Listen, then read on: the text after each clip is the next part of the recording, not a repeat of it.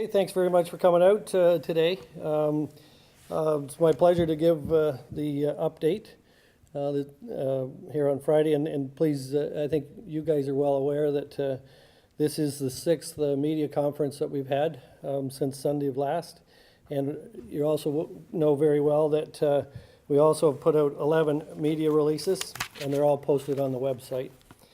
At our first meeting, what I'll do at this point is just give an update and highlight anything new, and then I could answer any questions, I hope.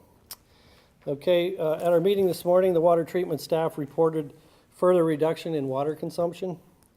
The community's conservation efforts are certainly working, and we want to remind everyone that you should continue to restrict water usage in correspondence to your house address and to implement all other conservation practices as outlined on our website.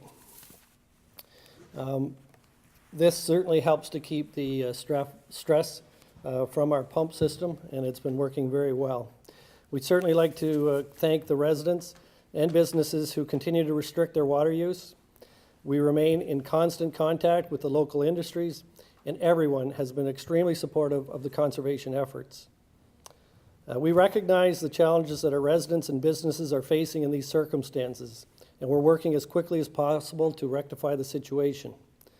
The public's continued cooperation and assistance over the coming week will be paramount to our success in minimizing the stress on the system. Our emergency management staff continue to monitor the situation closely in dialogue with the Ministry of the Environment, Emergency Management Ontario, and the Public Health Unit. It's really great to say that the large pump that was repaired was installed on Wednesday evening is operating at original design capacity. Secondarily to that, the supplementary portable pump is being tested and should be operational this weekend. With that said, the system is becoming a little more stable, but it remains fragile. We're on track with our strategy to rotate out the remaining 4 pumps in a sequence that will allow us to maintain steady water supply in conjunction with ongoing conservation efforts.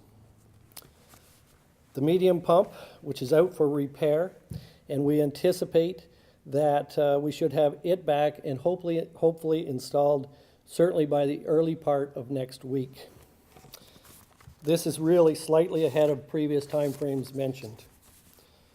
We're still with that pump, we are waiting for a few parts, but it is expected that they should be here so that we could get that pump up and running early for next week. Going forward, it'll be that once that pump has been thoroughly tested and is fully operational, we will be able to evaluate our capacity and look to implementing a phased approach to resuming normal water use. We would like to emphasize that it is a phased approach. So we want to try to avoid any sudden demands, and that's why early next week we'll be looking at how we can phase that in, and that should be a go forward. The next step will be the small pump will be removed, and it'll be in the next to be repaired. And with it back in place, it should be back in place certainly by the end of next week. We just need to reiterate, too, that there certainly is no issue with the quality of Port Hope's water. The distribution is what's compromised. The drinking water is not impacted. Tests are continuously done, and extra testing is being done to be sure that that's the case. Yesterday we saw a reduction in the numbers at Jack Burger at the water depot, where there were just under 1,300 cases of water distributed. To note that to date there's a total of 3,858 cases of water has been distributed as of to yesterday. There is ample supply of bottled water at the water depot, and residents are encouraged to continue to take advantage of the depot. Anytime you use bottled water instead of tap water for drinking, cooking, washing, it certainly reduces the stress on our system. The hours for the water depot today are what has been posted as noon to 8 p.m. On Saturday, the hours will be from 10 a.m. to 4 p.m. Sunday will be a day of rest, and Monday will go back to noon to 8 p.m. at the water depot.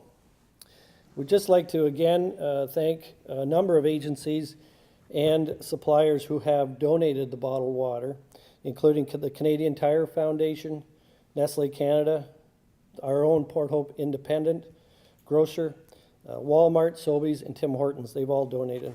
And also all the volunteers who have set up the system, and it's been, if anybody's used it, it's certainly been quick and extremely well organized. We'd also like to remind everybody that our fire department remains fully equipped and prepared. The reduction in water supply does not affect our ability to deal with any fire emergency.